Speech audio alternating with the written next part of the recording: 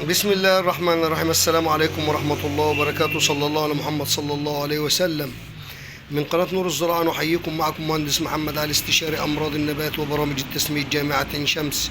هنتكلم النهاردة عن الأسمدة التي لا تخلط معا.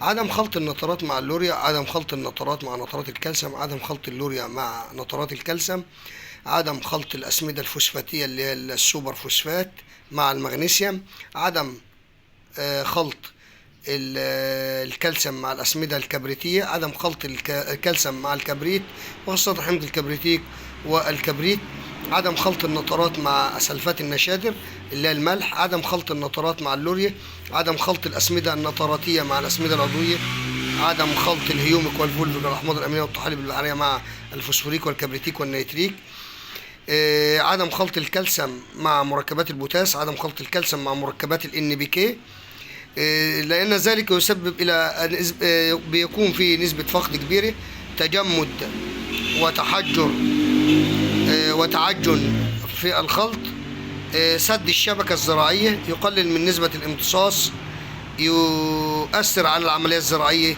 ونسألكم الدعاء، اللهم اجعلنا من عمار الأرض، والسلام عليكم ورحمة الله وبركاته.